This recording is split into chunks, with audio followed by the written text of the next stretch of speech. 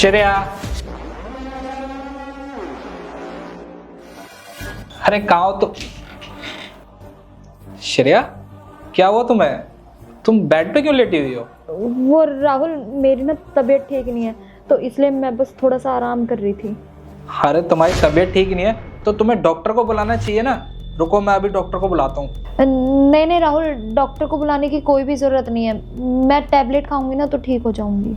तुम रुको, मैं तुम्हारे लिए टैबलेट लेके आता हूँ।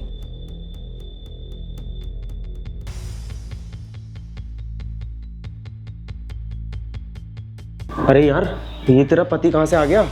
अरे यार, मुझे क्या पता कि ये इतनी जल्दी कैसे आ गया। ये तो अभी बाद में आने वाला था। वो तो अच्छा हुआ कि मैंने तुम्हें छुपा दिया, वरना मुझे भी नहीं पता कि आज मेरे साथ में क्या होता। अरे यार, वो सब छोड़, अब मैं बाहर कैसे जाऊंगा? बाहर? तुम ना एक काम करो, अभी तुम्हें ना बाहर जाने की कोई जरूरत नहीं है। तुम ना यहाँ पर्दे के पीछे छुप जाओ। जब मुझे मौका मिलेगा ना, मैं तुम्हें यहाँ से भगा दूंगी। ठीक है, तूने बिल्कुल सही कह रही है। हाँ, जा जल्दी।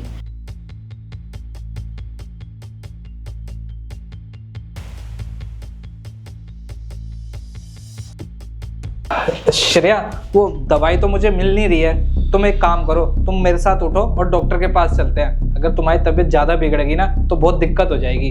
नहीं नहीं राहुल, डॉक्टर के पास जाने की कोई जरूरत नहीं है। मुझे बस थोड़ा सा आराम करना है, फिर मैं अपने आप ठीक हो जाऊंगी। अरे श्रेया, तुम समझ नहीं रही हो। अगर दर्द ज्यादा बढ़ गया ना तो तुम्हें हॉस्पिटल में एडमिट होना पड़ जाएगा। इसलिए मैं बोल रहा हूँ, चलो मेरे साथ। राहुल, तुम्हें समझ में नहीं आ रहा है कि मैं क्या बोल रही हूँ? मुझे डॉक्टर के पास जाने की कोई जरूरत नहीं है। मुझे बस थोड़ा सा आराम करने की जरूरत है। और जब तक मैं आराम कर रही हूँ तब तक तुम फ्रेश हो जाओ और जाकर अपने दोस्तों से मिलकर आ जाओ। अरे श्रेया, तुम ये कैसी बातें कर रही हो? तुम्हारी तबीयत खराब है और मैं अपने दोस्तों से मिल के आऊँ?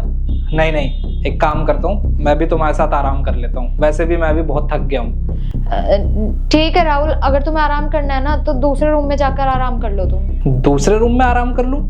पर क्यों? यहाँ पे सोने में कोई प्रॉब्लम है क्या? राहुल, तुम्हें तो पता है ना कि मेरी तबीयत खराब है और मैं ना अकेले में आराम करना चाहती हूँ। हाँ देखो श्रेया, मैं इतने महीनों बाद आया हूँ और मैं तुम्हारे साथ अगर थोड़ा टाइम स्पेंड कर लूँगा तो क्या ही हो जाएगा।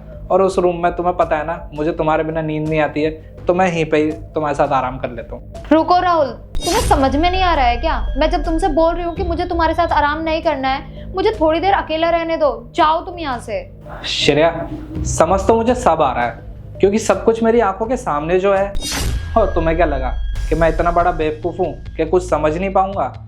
अरे मुझे पता है, तुम्हारा ना अब मुझसे मन भर गया है। राहुल, तुम ये क्या बोल रहे हो? मुझे कुछ समझ नहीं आ रहा है। जो बोलना है साफ साफ बोलो ना। अरे श्रेया, इतना भी नासमझ बनने की कोशिश मत करो ना। जब मैं सीढ़ियों पे आ रहा था ना तो मैंने खुद अपनी आंखों से देखा था कैसे तुम अपने बॉयफ्रेंड को हमारे घर में लेके जा रही थी।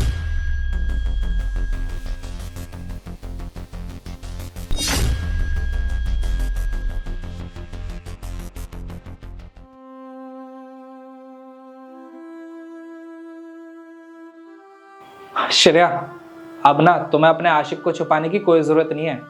तुम उसको बोल सकती हो, वो जहां भी छुपा है ना, बाहर आ सकता है।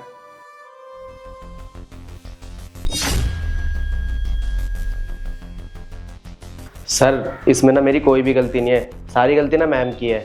वो मैं ना आपकी बिल्डिंग में नया नया शिफ्ट हुआ था, तो इस वजह से ना ये मुझे रोज़ देखती थी। एक दिन मैं इनके यहाँ पे कुछ सामान लेने के लिए आया था, तो इन्होंने मेरे को अपने घर में खींच लिया और इन्होंने मुझे अपनी मीठी मीठी बातों में फंसा के ना और मेरे साथ ये सब चीज़ें कर ली।